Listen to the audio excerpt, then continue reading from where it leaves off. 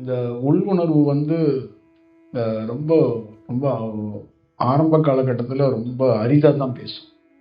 ரொம்ப நான்ஸ்டாப்பாக அது பேசாது. அது ரொம்ப அத்திப்பூத்த மாதிரி தான் அது பேசுவது தொடங்கும். அதுதான் ஒரு தெய்வீகமான நம்மளுடைய ஆன்மாவே பேசுது அப்படின்னு அது சொல்லக்கூடியது. மனசு எப்பயுமே பேசும். ஆனால் மனசும் என்னன்னா தெய்வீகம் மாதிரி பேசுறதுக்கான வாய்ப்புகள் இருக்கும். நம்மளை உள் உணர்வே பேசுகிற மாதிரி மனசும் நிறைய பேசும். இப்போ நம்மளை மாதிரி என்ன மாதிரி அவங்களுக்கு நிறைய நெருக்கடிகளும் கஷ்டமும் எங்கே சந்தித்தோம் அப்படின்னா, தியானத்தில் நம்ம நிறைய இடங்களுக்கு போகிற இடங்கள்ல ஒரு நல்ல தியானம் பண்ணுற இடத்துக்குள்ள ஒரு டிஸ்டர்பன்ஸ் இருக்கும். அங்கே உட்கார்றதில்ல, அந்த இடத்துக்குள்ளே போய் சில இடங்களில் ஃபாரஸ்டோட பர்மிஷன் ஏதாவது ஒன்று இருக்கலாம். சில நல்ல கோவில்களில் நம்ம நீண்ட நெடிய நேரம் தியானம் பண்ண முடியாத ஒரு சூழல் ஏற்படலாம். அப்போ நம்ம இரவில் சில சில இடங்களில் சில மைசூர் மாதிரி ஒரு அரை மணி நினச்சிங்களேன், ஒரு இரவு 12 மணிக்கு தியானம் பண்ணணும்னு நமக்குள்ள ஒரு உணர்வு தோணுதுன்னா அங்கே போக முடியாது. அதே மாதிரி நம்ம நினைச்ச போது சில இடங்கள்ல பண்ண முடியாது. ஆனால் அந்த உள் உணர்வு நம்ம அங்கே போகணும் அப்படிங்கிற ஒரு சூழல் உருவாக்கப்படும்.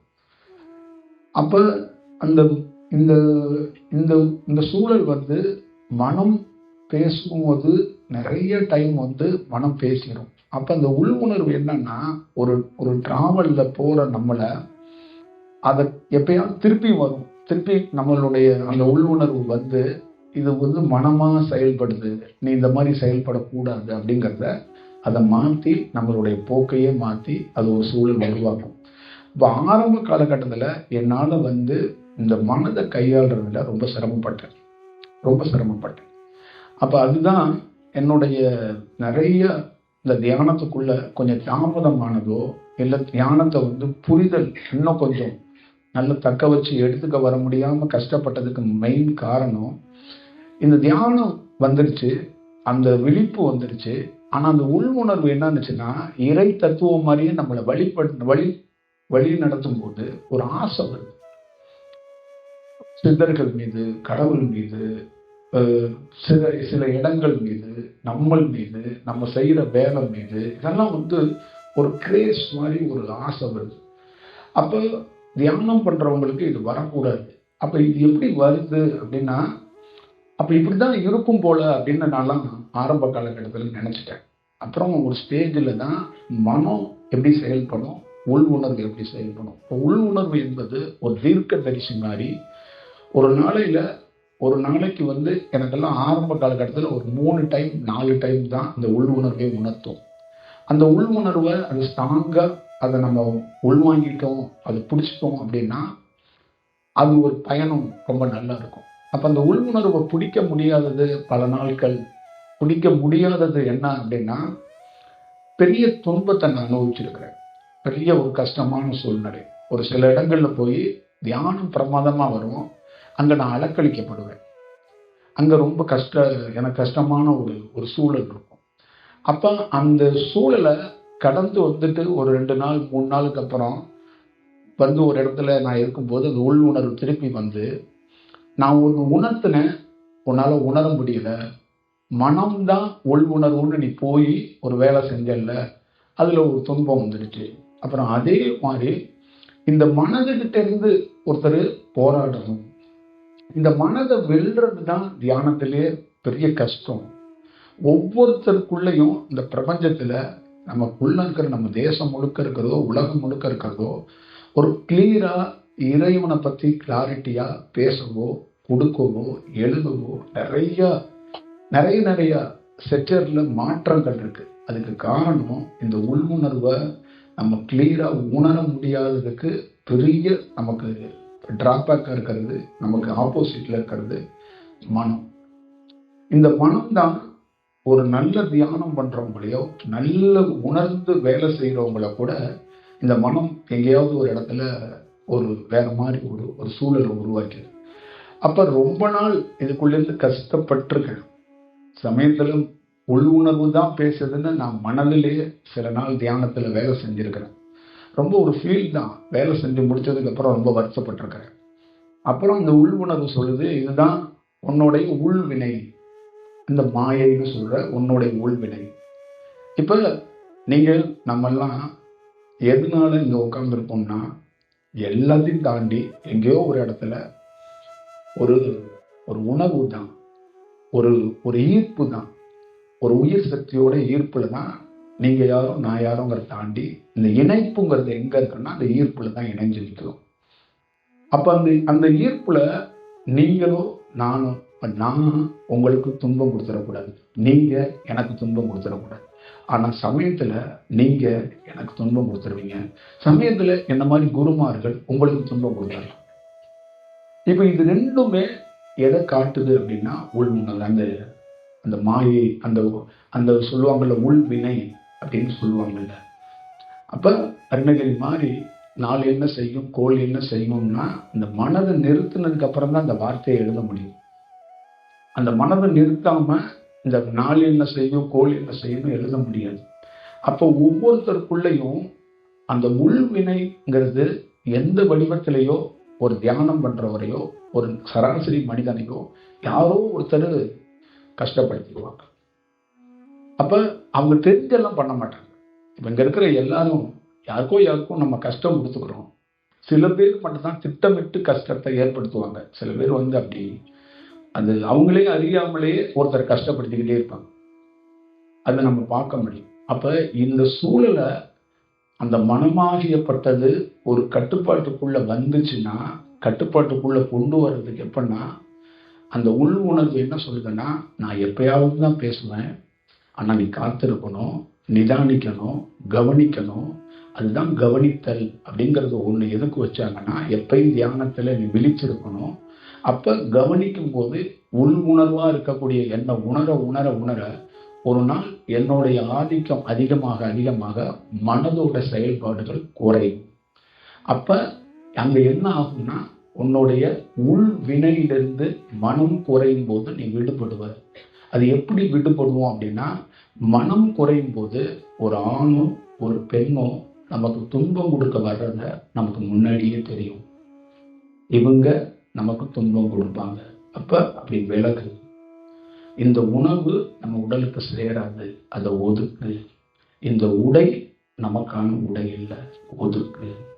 இந்த அறை நமக்கான தூக்கத்துக்கான அறை இல்லை, இதை ஒதுக்கு. இந்த ஊர் நம்ம வாழ தகுதி இல்லை, இதை மாத்து. அப்ப இதெல்லாம் அந்த உள் உணர்வுகள் மேல் நோங்கும் போது ஒருத்தர் தானா அவருக்குள்ளேயே இந்த பரிணாமம் நடக்குது. அப்ப மனம் குறைய, மனம் என்பது ஒரு சூரியனை மறைத்த ஒரு மேகம் மாதிரி. அப்ப அந்த மேகம் விலக, அந்த வெளிச்சம் புறப்படும் போது அந்த உள் உணர்வுகள் ஒவ்வொரு தனிநபருக்கும் அவனுடைய வினை, அவனுடைய உள் வினை, அவனுடைய பிறப்புடைய அந்த வினையை மனம் குறையும் போது அவனுடைய வினையை அவனே தெரிந்து கொள்கிறான். அப்ப அவனே அவனுக்கு வருகின்ற துன்பத்தை யாருடைய உதவியும் இல்லாமல் அதை எளிதாக கடக்க பார்க்கிறான். இவ்வளவுதான் உள்ள இருக்கிற விஷயம். அப்ப இந்த மனம் ரொம்ப நாள் இங்க இருக்கிற எல்லா பேருக்குள்ளேயும் ஒரு சவாலான காரியம்தான். அது நம்மளை எந்த படிப்பனை எவ்வளவு பெரிய தியானம் இரவு பகலா பண்ணவங்க கூட இந்த மனதுக்குட்ட அவ்வளவு சாமானியமா நிறுத்த முடியாம ரொம்ப சங்கடப்பட்டாங்க. அதனால அந்த மனம் நீக்கப்படணுங்கிறதுக்காகத்தான் சென்னையில நிறைய பேர்த்த நான் சந்திக்கிறதுக்கே பேசுறேன். அந்த மனதை அவ்வளவு சாமானியம் நிறுத்த முடியாது. மனதோடைய போக்கை குறைக்கலாம்.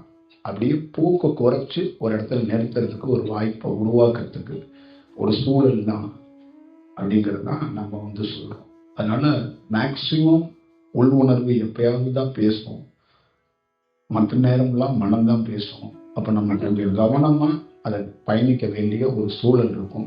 ஒரு காலகட்டத்துக்கு மேல நம்மளுடைய பயணத்துல ஒரு நிதானமா ஒரு பிரபஞ்சத்தோட ஒரு சரணாகதியில ஒருத்தர் இருக்கும்போது மனதுகிட்ட இருந்து காப்பாற்றப்படுறாரு அப்படின்னு சொல்றாங்க.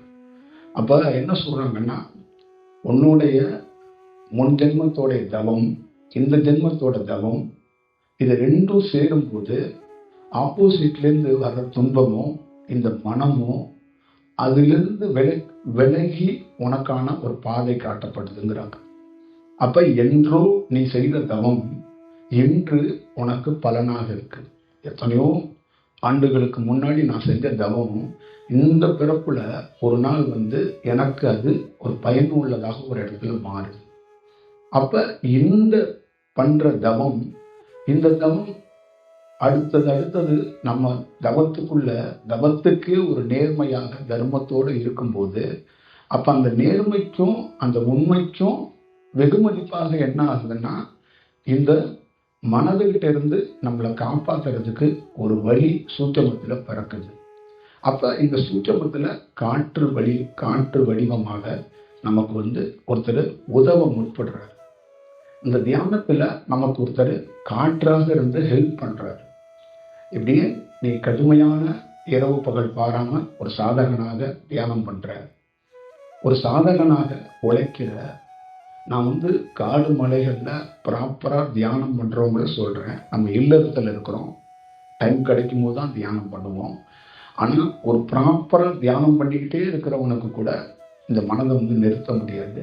அப்ப அவனுடைய உண்மை சாதகம், அவன் அந்த சாதகத்தை ஒரு தாய் தந்தை மாதிரி, ஒரு குரு மாதிரி எதை வணங்குறான்னா, அவனுக்குள்ள நடக்கிற தியானத்தை வணங்குறான். அப்ப தியானத்தை யார் ஒருத்தர் வணங்குறாங்களோ தன்னையே வணங்குவதான் அர்த்தம். இப்ப உங்களுக்குள்ள நடக்கிற தியானத்துக்குள்ள ஒரு இறை சக்தி உள்ள ஒரு காற்றாக இருக்கு. அப்ப அந்த காற்று உங்க உடலுக்குள்ளதான் இருக்கு. அப்ப உங்க காற்றை நீங்க வணங்கும் போது உங்களையே வணங்கிக்கிற மாதிரிதான். அப்ப தன்னை ஒருவன் வணங்குகிற மாதிரி ஒரு சூழலுக்கு உருவாகும் போது, அப்ப அவனுடைய அந்த உண்மைத்தன்மையில அந்த காற்று அவனுக்கு நுட்பமாக அந்த மனதை ஒருங்கிணைத்து அந்த மனதோடைய பூக்க குறைப்பதற்கு ஒரு வழிவகை காட்டுது. அதனாலதான் பல இரவுகள்ல தியானம் பண்ணவங்க அவங்களுக்கே தெரியாம ஒரு நாள் அப்படி கண்முழித்து பார்க்கும்போது ஒரு நிலவு கரைந்து போனா எப்படி இருக்கும், அந்த மாதிரி மனம் அப்படியே நின்று போச்சு. அப்படி நின்று போனோன்னா அவங்க ஒரு வெற்றிடம் அப்படின்னு சொல்றதுக்கு என்ன காரணம்னா, சிந்தனையே வராம, தாட்டே வராம, ஆசையே வராம,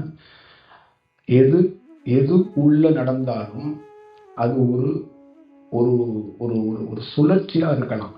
ஆனா தாட்டு எண்ணங்கிறது சுழற்சியா இருக்காது, அது ஒரு போர் மாதிரி இருக்கும். அப்ப அந்த இடத்துல ஒரு இரவுல திடீர்னு அவருக்குள்ள வெற்றிடமா ஆனோன்னா அவர் அப்படியே ஒண்ணு இல்லாத மாதிரி ஒரு சூழல்ல மாறிட்டார். அப்ப அந்த சூழலை ஒரு 10 நாள் இந்தியாவில் நிறைய பேர் அனுபவிச்சிருக்கிறாங்க. ஒரு 2 வருஷம் நிறைய பேர் அனுபவிச்சிருக்காங்க. நிறைய பேர் லைஃப்குள்ள கூட அவங்க வாழ்ந்த காலகட்டம் நிறைய பேர் அனுபவிச்சிருக்கிறாங்க. ஆனா அது ரொம்ப நாள் அதை அனுபவிக்க முடியுமா அப்படிங்கிறதும் ஒரு சூழல் இருக்கு. ஏன்னா அந்த மாதிரி மனம் நின்றதுக்கு அப்புறம் அவங்களுக்கு குறிப்பிட்ட ஸ்டேஜ் தான் வேலை இருக்கும். அந்த குறிப்பிட்ட ஸ்டேஜை நோக்கி வேலையை நோக்கி போவாங்க. அதுக்கப்புறம் அவங்க ஒரு மறைப்பொருளாகவோ அவங்களோட பணி ரெகுலர் ஃபார்முலாவில் இருக்காது, கொஞ்சம் வேற ஃபார்முலாவில் இருக்கும். ஏன்னா இந்த மனம் நின்னவன் ரெகுலர் ஃபார்முலாவில் பணி செய்ய முடியாது, அது ரொம்ப ஒரு மாதிரி சூழல். அதனால மனம் நமக்கு சொல்லுது பேசுதுங்கிறதுக்காக நீங்க கஷ்டப்பட வேண்டாம். அது நம்ம சுத்தி இருக்கிற வறுமை துன்பம் எப்படி கஷ்டமா இருக்கோ அந்த மாதிரி தான் மனமும் நமக்கு எதிராளி மாதிரி தான்.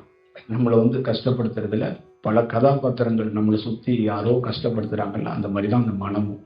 நமக்கு ஃபேவரா யாருமே இந்த உலகத்துல இருக்க வேண்டாம். மனம் மட்டும் ஃபேவரா இருந்தா நம்ம என்னைக்கே ஜெயிச்சிருப்போம், என்னைக்கும் நம்ம வென்றிருப்போம். இவ்வளவு பெரிய ஒரு ஒரு ஒரு சூழலுக்கு ஆளாகி இருக்க மாட்டோம். அதனால அது ஒரு நாள் அது மாறும். அது மாறுங்கிறது வெறும் நம்பிக்கை அடிப்படையில் சொல்லலை.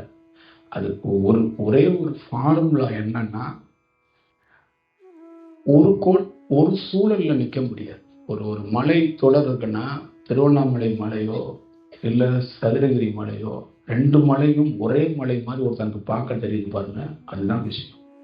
அப்ப ஒருத்தன் அந்த தடுமாறாம நிலை மாறாம அப்படியே ஒரு ஸ்ட்ராங்கா ஒரு விஷயத்துல நிக்கிறது ரொம்ப அது அவனுக்கு ஒரு பெரிய மாற்றத்தை ஏற்படுத்தி கொடுக்கும் அப்படிங்கிறது தான். அது ரொம்ப நாள் ஸ்ட்ராங்கா அவர் நீக்கப்படுறாராங்கிறத இந்த பிரபஞ்சமே நம்மளை கவனிக்கும். அப்ப நம்ம பக்தியால, கடவுளால நம்ம வெளிப்படுத்துற விதம் இருக்குல்ல, இது தியானத்துக்கு பத்தாது. ஏன்னா ஒரு ஞானி தியானம் பண்றதை தாண்டி பப்ளிக்ல இருக்கிற மக்கள் இறை வழிபாட்டுல அதிகமா தீவிரமா அன்போட சாமி கும்பிடுறாங்க. அப்ப அது அந்த பாதையில அந்த சூழல் மாறாது, அது கொஞ்சம் தாமதமாகும் அப்படின்னு அவங்க சொல்றாங்க. இங்க எந்த வேலை செஞ்சாலும் பிரபஞ்சத்துல இறைவனை நீங்க வணங்கினாலும், இறைவனை வணங்கலைனாலும், தியானம் பண்ணாலும், தியானம் பண்ணலைனாலும் உங்களுக்குன்னு ஒண்ணு கிடைக்கும். உங்களுக்குன்னு ஒரு பாதை இருக்கு, அது நடக்கும்.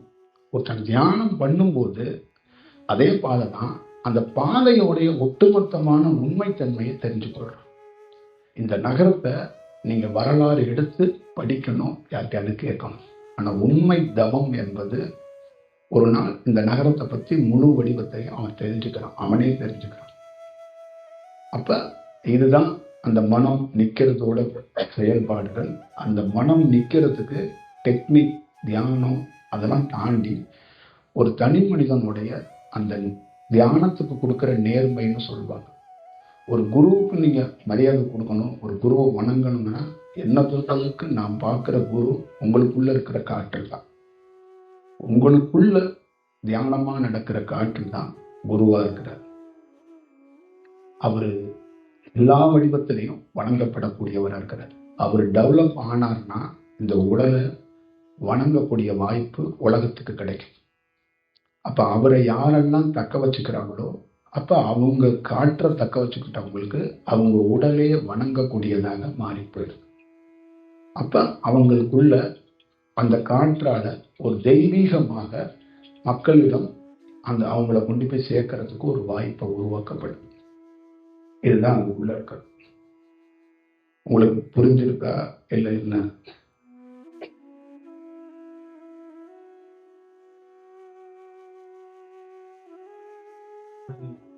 காத்திருப்பு மூலியமா தியானத்தை நம்ம தொடர்ந்து பண்ணிட்டு இருக்கும் பொழுது காத்திருப்புல நான் என்ன சொல்லிட்டேன்னா, மீண்டும் சொல்றது, நான் சும்மா எதுவும் காத்திருக்க சொல்றேன் அப்படின்னு நீங்க நினைச்சிடாதீங்க. நான் காத்திருக்க சொல்லலைங்க, நீங்க உண்மையா இருக்கணும்னு சொல்றேன். இப்ப நீங்க உண்மையா இல்லையா அப்படின்னு கேட்டா, நீங்களும் சரி நானும் சரி உண்மையா இருக்க முடியாதுங்க. நம்ம பிராக்டிக்கலா ஒண்ணு புரிஞ்சுக்கணும், நம்ம உண்மையா இருக்கிறது ரொம்ப சவால். நாம ஒண்ணு செய்யறோம்ல, அது உண்மைன்னா நம்ம நினைக்கலாம், அது தாண்டி நிறைய விஷயங்களை நம்ம பரிசீலனை பண்ணலாம். அப்ப நம்மளே தெரியாம சின்ன சின்ன குட்டி குட்டி எங்கேயாவது ஒரு இடத்துக்குள்ள ஒரு வார்த்தைகளையோ சில விஷயங்களையோ நம்ம பண்ணிடுவோம். அப்ப இது தன்னுடைய தியானத்தை பாதிக்கிறதுக்கு வாய்ப்பு இருக்கு. அப்ப அந்த உண்மைத்தன்மையான அந்த காற்றை உணர்வதற்கு காலதாமதம் ஆகலாம். அப்படிதான் நம்முடைய சூழலையும் போக்குகளையும் நம்ம எடுத்துக்கணும். இப்போ உதாரணத்துக்கு எடுத்துக்கிறது, இங்க இருக்கிறேன் நான், இதே ஒரு மாந்திரிகத்துல பெரிய ஆளா இருக்கிறாரு, ஆனா ஒரு பிரபலமான ஒருத்தரா இருக்கிறாரு, இங்க வந்துட்டாருன்னு வச்சுங்க. அவரை நீங்க பார்க்க உட்கார்ந்து அவரோட ஒரு ஆசீர்வாதம் வாங்கும்போது அது உங்களுடைய ஒரு வருஷ தியானத்தை அது பறிச்சுட்டு போயிடலாம். அந்த இடத்துல பரவசம், அந்த இடத்துல தியானம் வேற மாதிரி வரலாம். ஆனா அவர் தர்மத்தை மீறி ஒரு வேலை செஞ்சுக்கிட்டு இருக்கிறாரு. அப்ப தர்மத்தோட பல நாள் தன்னோட ஜீவனை மூச்சு காற்றா சேகரித்து வச்சிருக்கிறாங்க ஒருத்தன். அவன் அறியா குழந்தையா, இங்க போனாலும் நமக்கு நன்மை நடக்கும்னு போய் நின்னவன் அவர் தர்மத்தை மீறுறாருன்னா அந்த காற்று என்ன பண்ணுனா மேக கூட்டம் மாதிரி களைஞ்சு வெளியில போயிடும். அப்ப அவனுக்குள்ள என்னன்னா ஒரு வெறுமனை, ஒரு வெற்றிடம் ஏற்படும். அப்ப அதை கண்டுபிடிக்க முடியாது. அப்ப இதுதான் நமக்குள்ள இருக்கிறது. நம்ம பாரம்பரியத்தில் இருக்கிற எல்லாத்தையும் பாருங்க. சென்னையில மயிலாப்பூர் கபாலீஸ்வரர் கோயில்னு சென்னையில நிறைய இடம் இருக்கு. நம்ம சிவன் விஷ்ணு எல்லாம் வணங்குறோம். அந்த இடத்துக்குள்ள இருக்கிற அந்த டெப்டேஷனை, அந்த உண்மை தன்மையை நம்மளால உணர்ந்திருக்கிறோமா? நமக்கு அந்த கோவில் எவ்வளவோ செஞ்சிருக்கு, நம்ம அந்த கோயிலுக்கு எவ்வளவோ பிரசாதம் கொடுக்கறது எல்லாம் பண்ணியிருக்கிறோம். ஆனா அந்த கோயிலுடைய தன்மையை நம்மளால உணர முடிஞ்சிச்சா? இதுதான் வேணும். இது இது உணர்றதுக்கு அந்த சூழல் உருவானுச்சுன்னா நீங்களே வேற ஒரு வடிவத்துக்குள்ள இருப்பீங்கன்னு. அப்ப அந்த உணர்றதுக்கு அவ்வளவு சாமானியமா இல்லை, அதை சவாலோட காத்திருக்கணுங்கிறாங்க. புரியுதுங்களா? அப்ப அதை உணர முடியாத மாதிரி ஏகப்பட்ட சூழல்கள் நடக்குங்கிறாங்க.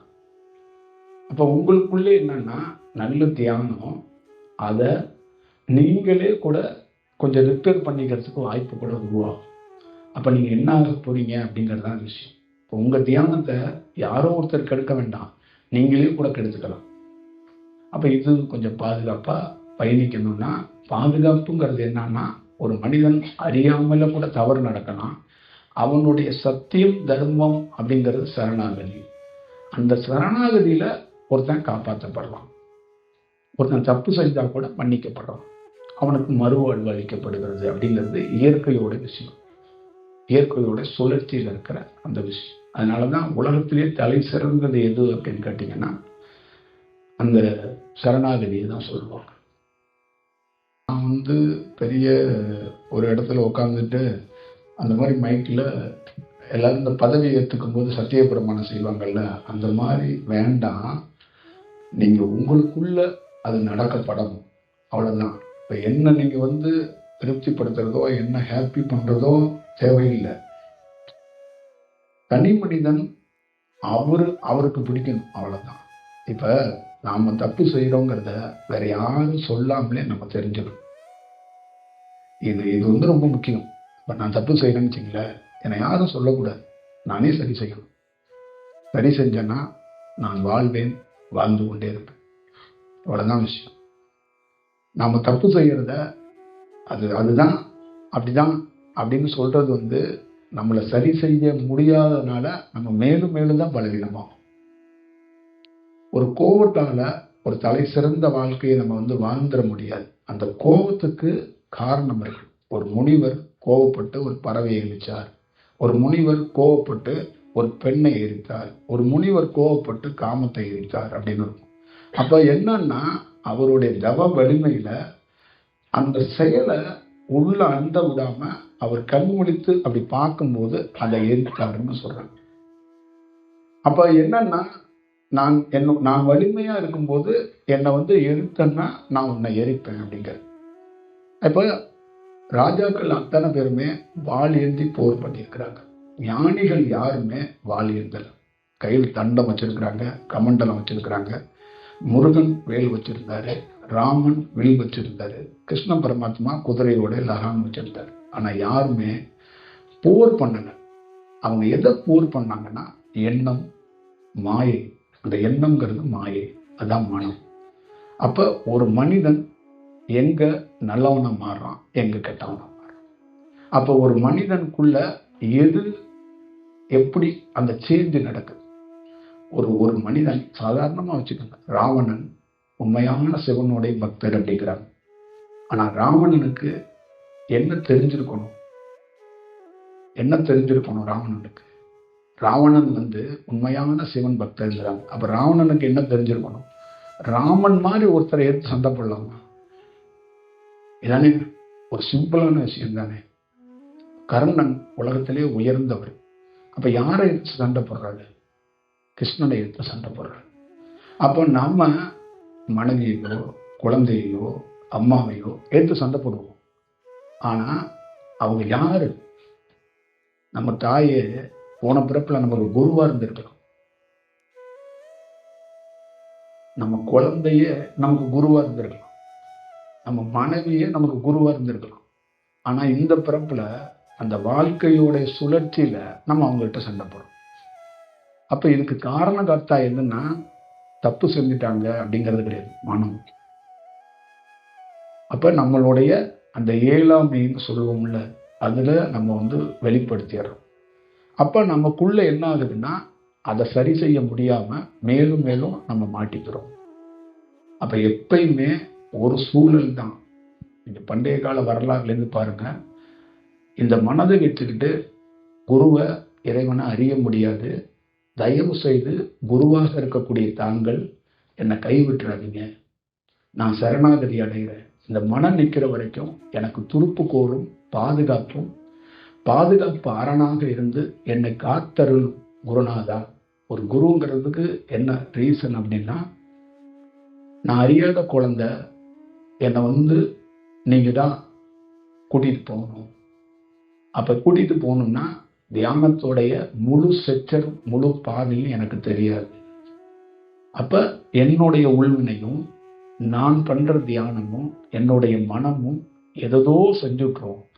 ஆனா இதெல்லாம் நீங்க பொறுத்து காத்து அருள் புரிந்து நீங்க உங்களுடைய ஃபார்முலாவில் வழிமுறையில என்னை வழி நடத்துங்க அப்படிங்கிறது ஒண்ணு கிடைக்கும் போதோ ஒண்ணு இருக்கும் போதோ, அப்ப குரு என்ன பண்ணுவாருன்னா அவருக்குன்னு சில காலவரையறை கொடுப்பார். இப்ப நிறைய மனிதர்களுக்கு இந்த பிரபஞ்சம் என்ன பண்ணுதுன்னா, தண்டனை அப்படிங்கிறது எது அப்படின்னா காத்திருப்பு. அடிக்கடி நான் காத்திருப்புன்னு சொல்றேன்ல, அதுதான் தண்டனை. அப்ப அந்த காத்திருப்புல ஒருத்தன் தர்மத்தோட நேர்மையோட காத்திருக்கும் போது ரொம்ப நாள் காத்திருக்கிறான், அவனை தடுத்து ஆட்கொள்ளுன்னு ஒரு காற்று தடுத்து ஆட்கொள். அப்ப ஒரு குரு வழிகாட்டுறதுன்னு பேர். அப்ப ஒரு குரு வழிகாட்டும் போது என்ன ஆகும்? அவனுடைய வாழ்க்கை மேம்படும். இப்ப நான் தண்டனையில பிறந்தோம், தண்டனையில வளர்ந்தோம், தண்டனையில வாழ்ந்தோம். ஒரு காலகட்டத்துல என்ன செய்யறதுனே தெரியல. அப்ப ஒரு குருவாகப்பட்டவர் காற்றாக நமக்குள்ள நம்மளுடைய வாழ்க்கைக்கு ஒரு வழிகாட்டினார்.